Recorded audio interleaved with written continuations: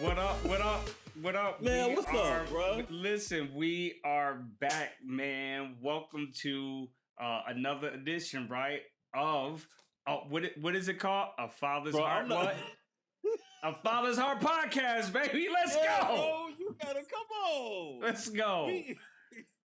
We about what, 50 episodes in? Bro? Yo, we in here. We are in here like swimwear, bro. We are in here like swimwear. That's for real, man.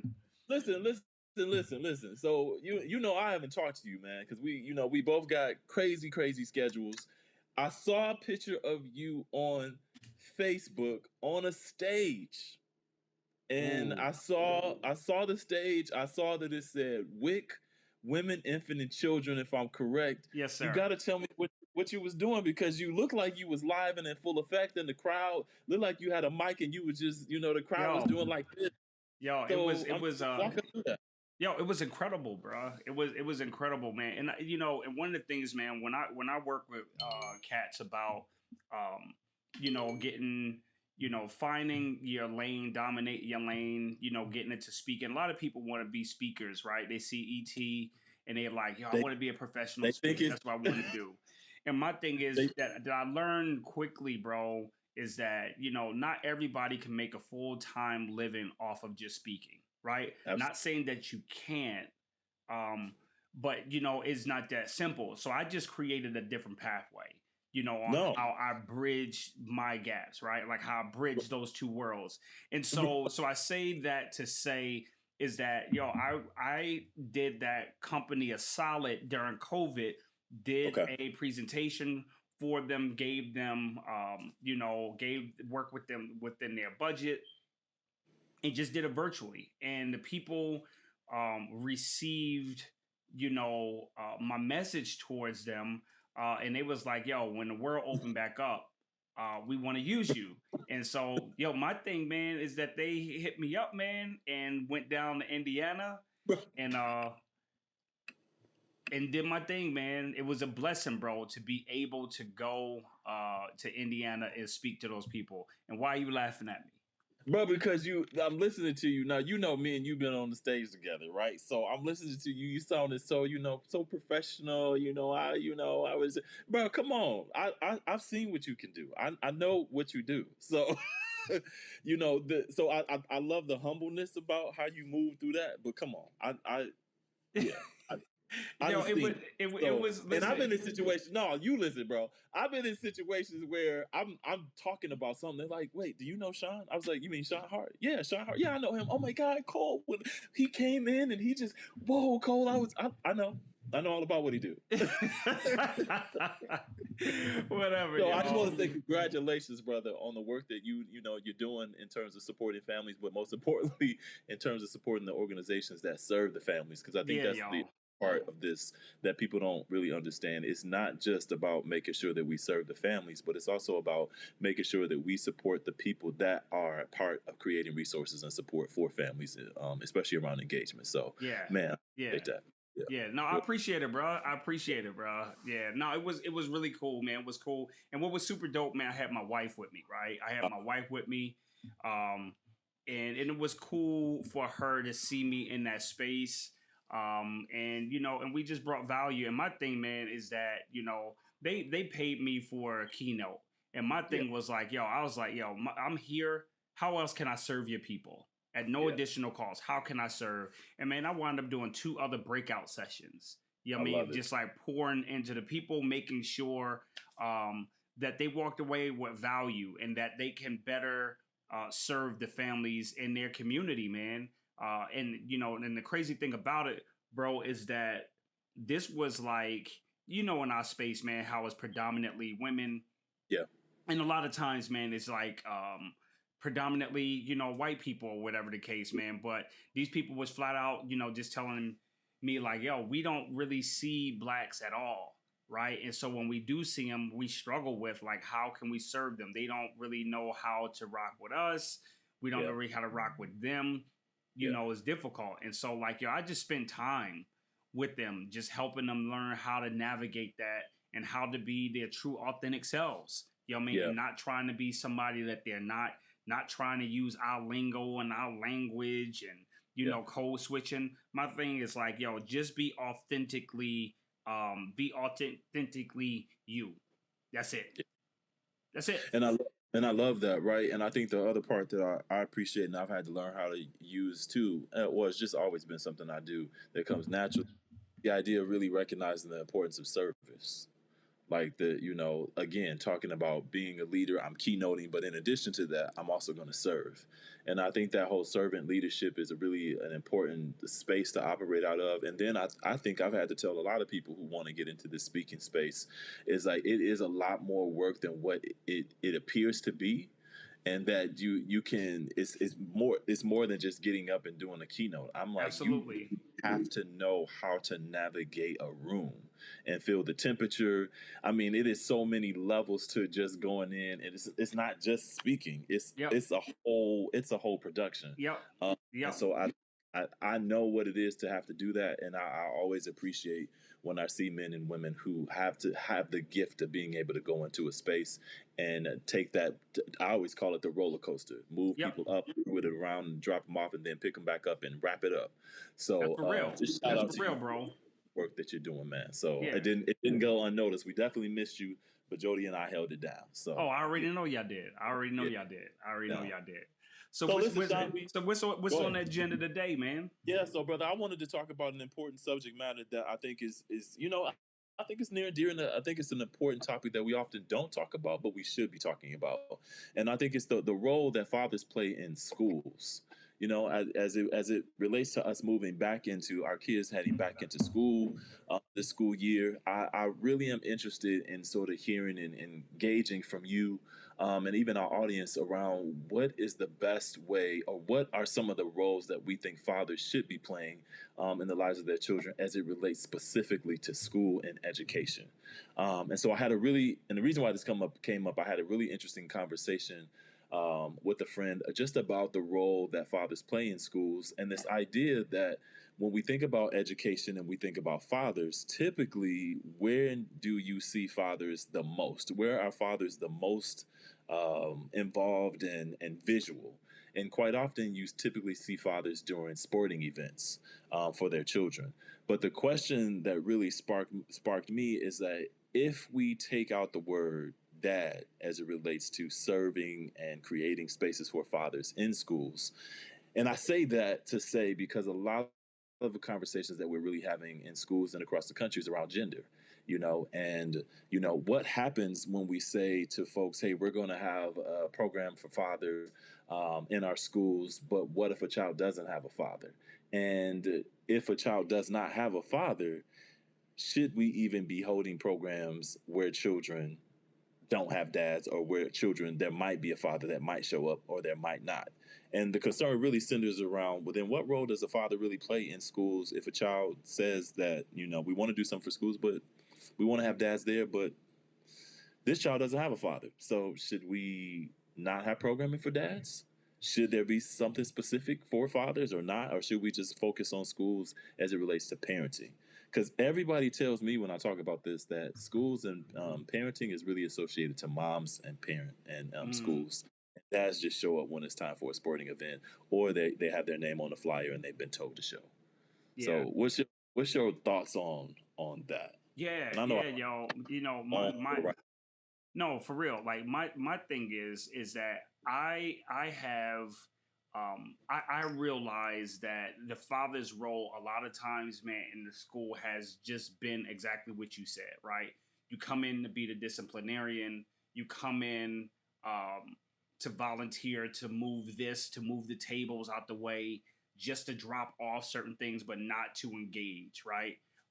So that definitely has been the experience or the narrative when it comes to the fathers. Like that's what their role have been diminished to.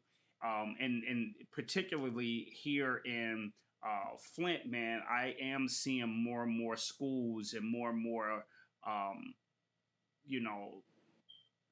educational institutions of trying to get fathers more involved. So I'm not really seeing that where they're trying to be politically correct, at least in this area.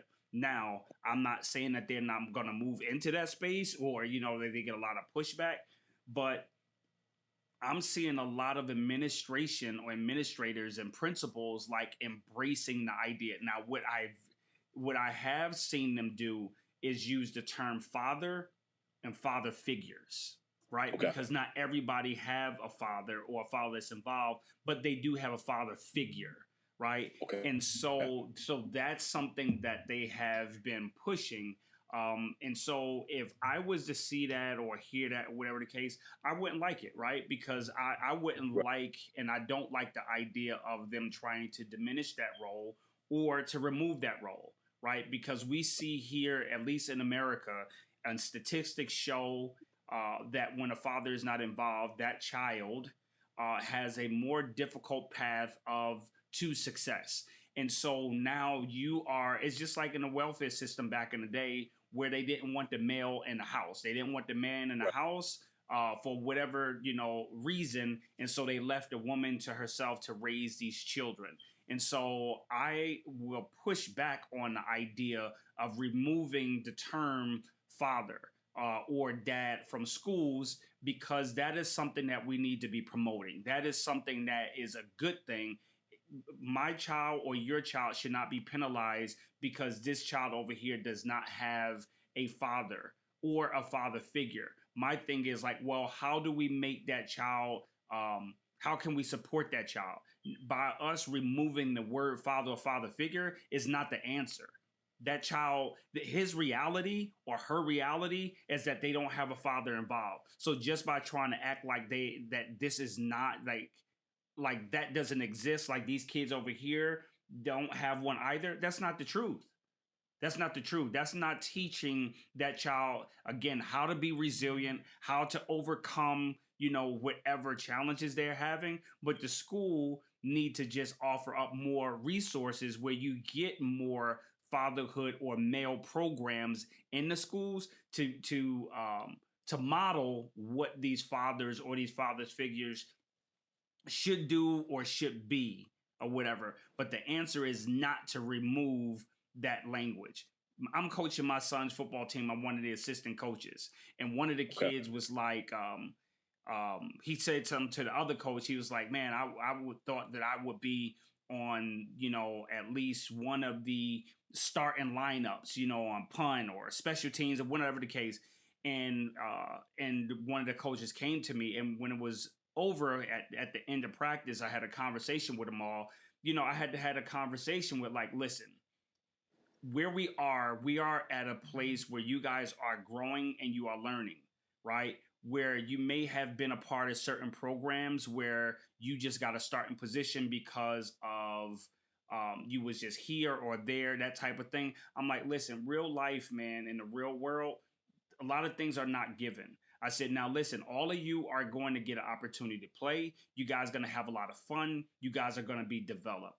But we would do you a disservice by just giving you something without earning it. I said, everybody out here is going to earn whatever they have. And I said, you will appreciate it more as you get older. But me just giving it to you, I'm not helping you. I'm not helping you, right? So if you don't have the skill set, you may have the will set, but if you don't have the skill set, I'm putting you in a position to where you can get hurt.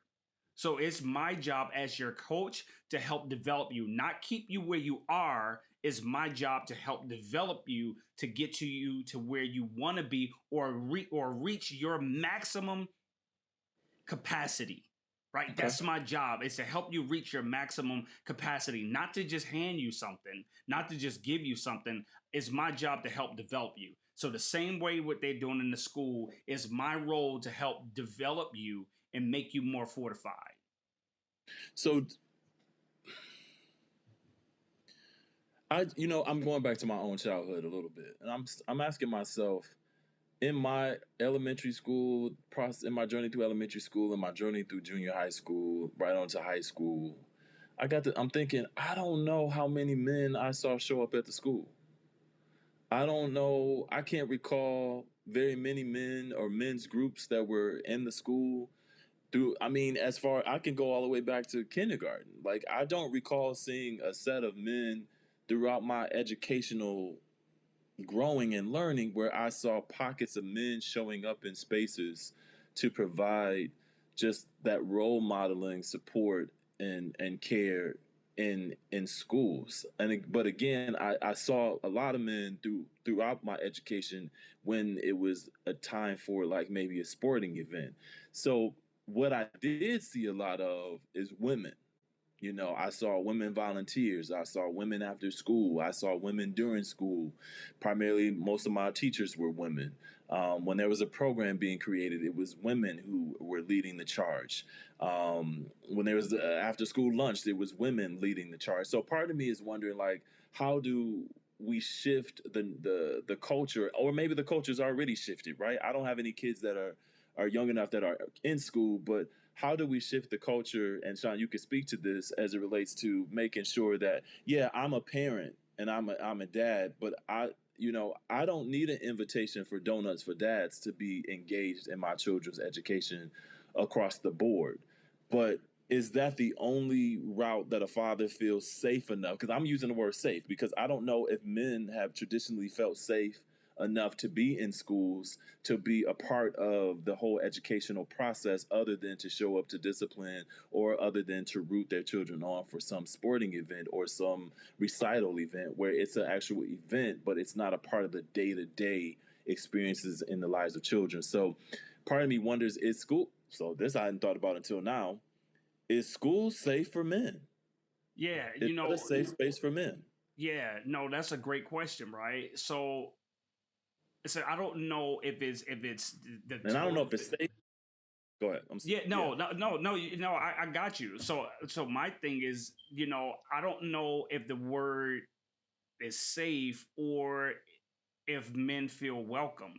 There we go. Right. That's okay. That's the So perfect they word. feel welcome. My thing is, if you want me to feel welcomed, I think it's extremely important for you to create an atmosphere that show that I'm welcome. Right. So if I walk into an institution and I don't see anybody that look like me, right? Pictures on the wall, people who work in the building. If I don't see anything that represent me, I don't know if you guys really want my business. That makes sense. Right. I don't know if you guys want my business. So it's the same thing in the schools, is that do you have images and pictures? Do you have language that speaks my language? Do you understand my language? Right. So it's just like somebody right now, I have somebody who is going to use our service for supervised visitation and they're deaf. So I can't serve them as an agency. I need to go out and hire somebody who can speak with them. Right. So the same way, so when they come in, I can easily say, you know what, here, you can use my services and you and your kids just talk, right? Yeah. But guess what? Me as the provider, I don't know what y'all talking about. I can just say, I don't care. I'm just providing these services and I just sit here. But I don't provide a quality service if I don't put the necessary resources in that space for that visiting parent, that child, and the custodial parent who's not present, where he know that his child has all the resources he need when he is at our agency. And so when I come into your school, I need to make sure that there are people that look like me, talk like me, know my language, know how I feel, know what my struggles are, know what my challenges are. So before I even say it, you're already speaking to it. So what's powerful about what you just said, which is what I really appreciate, right? Because the key word is definitely welcome, and all the elements that you just described.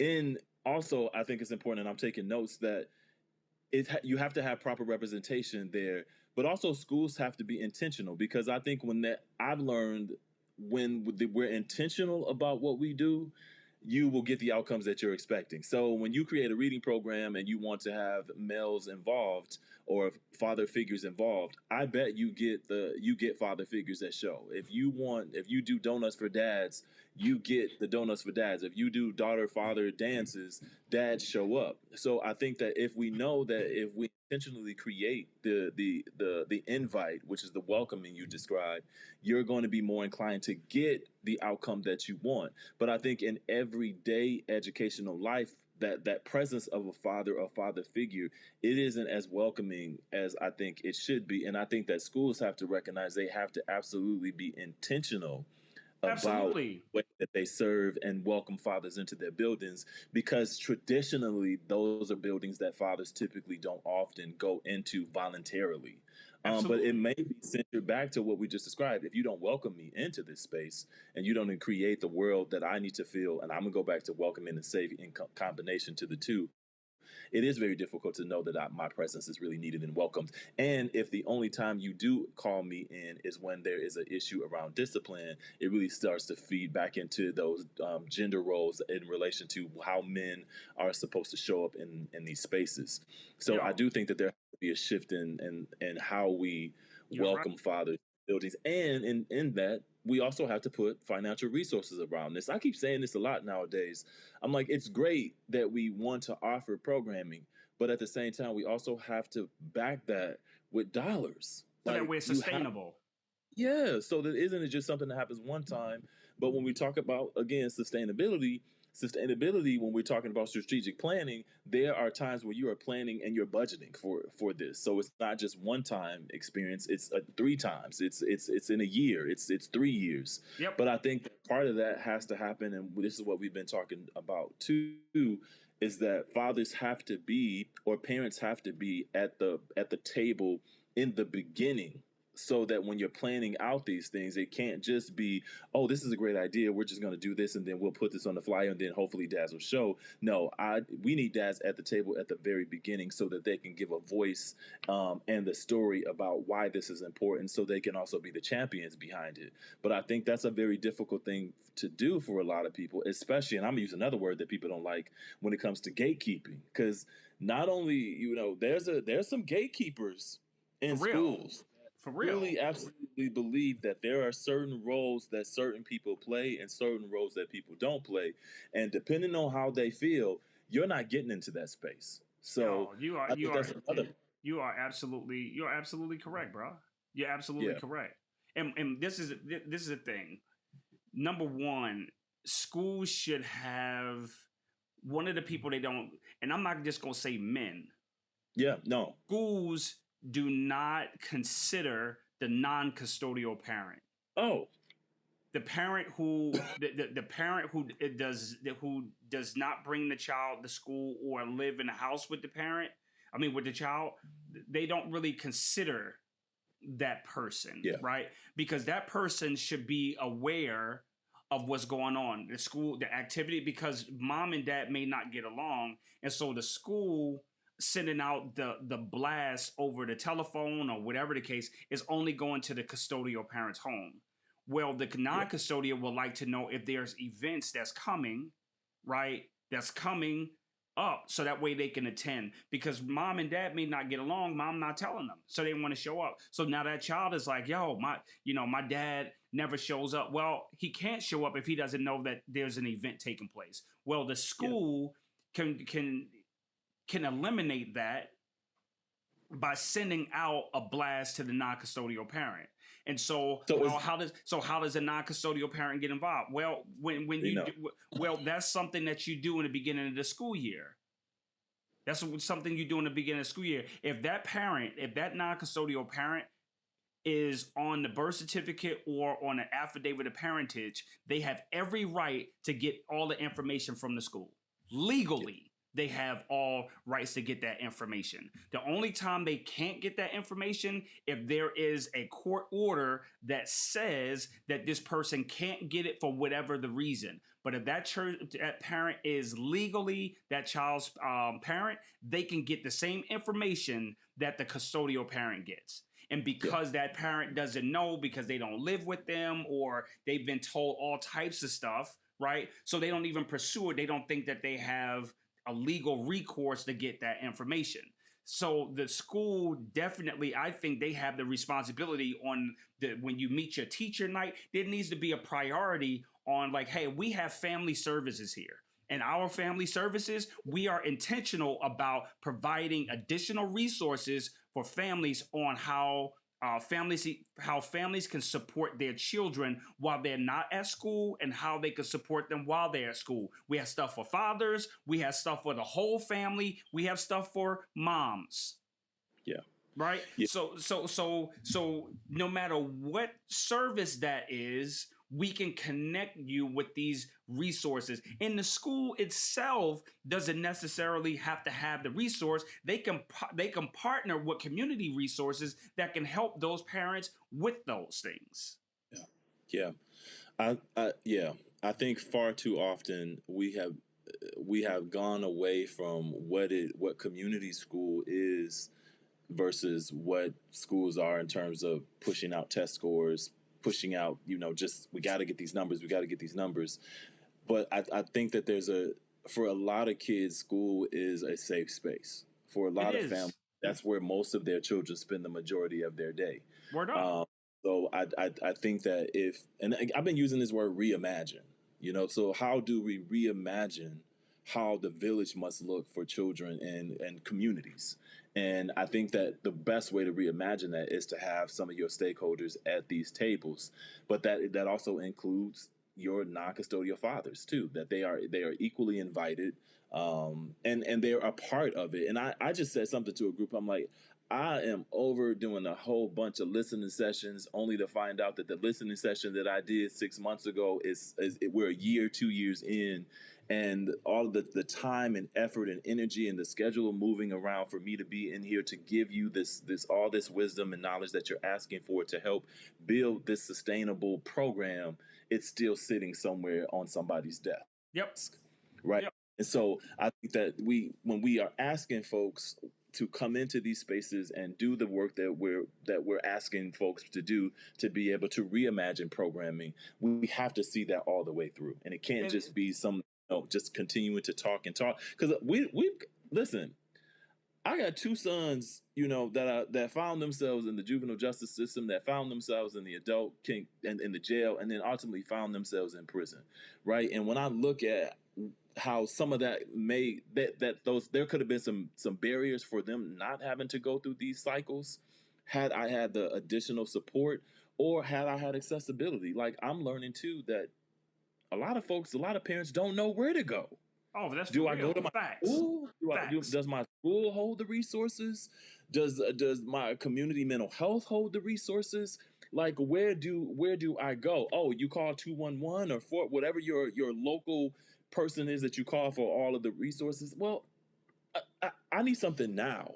Calling 211 is like trying to call American Express, or I ain't gonna say American Express, or like calling some type of company and all you doing is getting the prompts. Press this, press that, press this, press that. You know what I mean? And you like, I want to talk to a human, right? Yeah. And so you cold calling that person behind the phone, dude, they don't know you, right? Yeah. And a lot of times they don't have that connection, and you just another number, right? You just another number, and I just gotta, I gotta hit that mark, and it is what it is, right? Man, this right here is huge, because the people who suffer most are the children. Oh, sure. Bro, at the end of the day, the people who suffer most is the children. And my thing is like with the schools, that a lot of them, they just don't know what to do, right? Absolutely. And so my thing is even having, at the front desk or welcoming ideas on how, using your word, how can we reimagine our school to make our school more family focused, right? So how do we make our school more family focused, where families feel like this is our school? It was like, when I used to go to different churches, or I'm part of a church, is one thing going to this huge, large church where you feel like you just a number. And it's just like, I'm out of here. Yeah. But then you go to some of these churches where they make you feel, I don't care how big or how small, where it's a priority, where they make you feel like you are part of the family, that you're just not a number. And some institutions, you just a number. And I think that schools can reimagine by making their schools family focused. If you make your school family focused, bruh, you will have one of the dopest schools ever if you make your school family focused, because now the school like, yo, you are investing in my child. I see that you care. So now I'm gonna come up. I remember years ago, man, I used to have my clothing store, bro. And I mean, God is my witness, bro. And people who worked for me on their day off, they used to come into work. They weren't even getting paid. They just wanted to be in the environment, because I created an environment that was so family focused that they felt valued. They just like, yo, I just want to be a part of whatever we are doing here. Yeah. And they weren't getting paid, right? And so my thing is that it's it has to be a priority when you create a culture, when you create in your business, when you run, like, it needs to be family focused where each person feel value. And that's what I try to do when I talk to people and I try to, connect with people. I want them to know, like, yo, I hear you. Like, you are important. Yeah. You're important. I probably can't do anything. I probably can't solve your problem, but what you say matter. I mean, what you just said is enough. The fact that you said, I hear you, you matter, you're important. I don't even think sometimes we realize how many people don't hear that on a daily basis. So that's real. To hear that come from a school culture where I am sending my child for the day and hoping when I send my child into this environment that they will be taken care of and seen as important as much as they are when they return back to my family home. First, bro. So I think, but I think also in supporting, having the school create that culture, that it also takes a number of dedicated parents or a few of and this is another thing I try to tell people, find your champion parents. There are some parents that if you give them the skills, or maybe not even the skills, if you give them the tools and you give them the resources, they can take your school to a whole nother level, especially when it comes to parent engagement, because they are champions. They believe in it. But we've got to cultivate that as well, so that it isn't just the school that's doing it, but your parent engagement is going to soar through the roof. Absolutely. You have created and supported the people that are the champions in your school. Like, that's where it starts. You don't have to go out and seek a whole bunch of people. You just get a couple of those parents that show up, even the ones that challenge you and push you and say, Miss Johnson, I don't like that. Those are the ones that you want to cultivate. You want to invest in and allow and give them a space and a role. Like, that's another thing. We've got to create the spaces and roles and let the folks that do what they do naturally. We invest in that, and I think you see change in communities and schools when you. That's so real. That's a real thing. that's for real, bro. My thing is that when it comes to parents and connecting people, bro, you want to find people that doesn't always or necessarily have the skill set, right? May we all be transformed into children's champions. Absolutely. That is so real. And absolutely. My thing is this, man. My thing is that you need to find people that doesn't necessarily have the skill set, because a lot of times people who have the skill set, they never reach their maximum capacity. Why? Mm-hmm. Because, I do this and I sleep. So they don't appreciate what they have. My thing is, give me somebody who has the will set. That's good. I like that. Because if you give me if you have the will set, I can develop you. Right? And the role that you want to play, that may not be your role, but I'm going to put you in the best position for you to soar because you have the will. Right? Because you're going to outwork that person who have the skill. A lot of times people who have the skill, they don't work hard. I get on my daughter all the time, bro. Naturally, my daughter is way more athletic than my son. She have the skill set, but what she lacks in some areas is the will set. Whereas my son, he has the will, he didn't have the skill. So now what people see when I post him on Facebook, that wasn't something that he had naturally. He developed into that. Yeah. When the lights was out, when the lights was out and nobody could see, he was working in the dungeon. That was intentional, y'all. This is what Shon does when he's on stage. Yeah, but I'm saying, like, but that's what he's doing. When nobody can see, that's what he was doing, right? Yeah. So it's the same thing with the parents or the people. If they have the will, bro, you give them something. Yeah. Because they will be the ones to transform because they buy in, and they're going to work hard. They're going to stay late. They're going to try to continue to come up with something different to impact the lives that they want to serve. But it's those jokers, bro, who got it all together good, and you're just like, yeah, I don't know. Well, you know what? You straight, homeboy. You straight. you please believe you straight. I don't need that. Yeah. I don't need that. I want the ones who are willing to work. What you also made me think about is that in order to find the folks that are willing to work, the administrator and the teachers have to be on the same playing field in terms of communicating, and when they're meeting and they're sharing all the things that they share, that we're sharing the language around here is that parent, here is that volunteer that has that will set.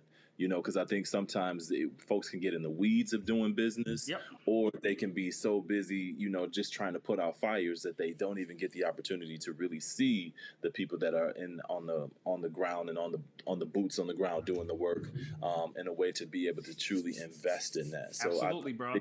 I think that we also have to make sure that administrators are also, doing all the things that they need to do to make sure that they are supporting their folks that are on the boots and ground doing that work. So no, Shon, I think this was a great start to, I think, a conversation that I think we need to continuously have, especially as we're moving through the school year, in terms of really talking about what roles can fathers or father figures play in the lives of children in school, in daily school life, not just on certain events or certain activities, but how do we make sure that fathers and father figures are showing up in schools during the daily journey of getting through school for the day? And I think that can make a difference. So I'd love to circle back around to this mid-fall, maybe winter, just to sort of see, hey, where are we at? Where where our dads, where are our father figures, and how can we best support them in schools? So, man, I love it. Great conversation, brother. So this brings me, I think this is a great idea. This brings us into our legit or not legit. So you talk about fathers coming to school. And so, guys, I need y'all to tell me if this is legit or not legit. Is it legit or not legit for your father to show up at school with...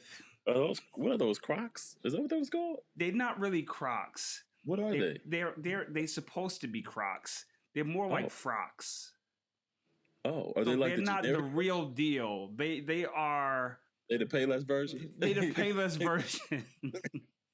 What is Walmart's version? Value? They the Walmart version. So is it legit or not legit for you to show up with these frocks at your children's school? And you probably don't know these legs right here, but these are my sexy legs, my socks, and my frocks. I went to Burlington and I found them suckers there. They were $19.99, little oblong, and my kids and my wife be killing me. So I'm straight with it. But my question is it legit or not legit for me to rock them? Hey, I think it's legit because you could have came in there with some gaiters on, with some rolled up silky satin socks with the shorts on. Like, that's who used to show up at my spot. See, with the you understand. Rolled up on the ankles with the gator shoes on. You understand. With the matching shorts to go with the socks and the shoes. Come on, bro. Did you really show up here like that? Sliding through the halls? Oh my God. No, my cousin Dana said not legit. What?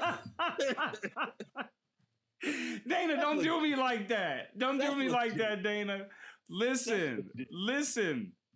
They have to be legit. That's legit. Come on, Dana. With flip-flops on, man, with no socks. No, you get your feet done and all that stuff, man. So no. Listen, what's wrong? Look at what's wrong with them. They look just like the real thing. I can't now. Granted, I can't put no witchcombs in there. They put those little giblets or whatever giblets. They put little giblets and all that stuff.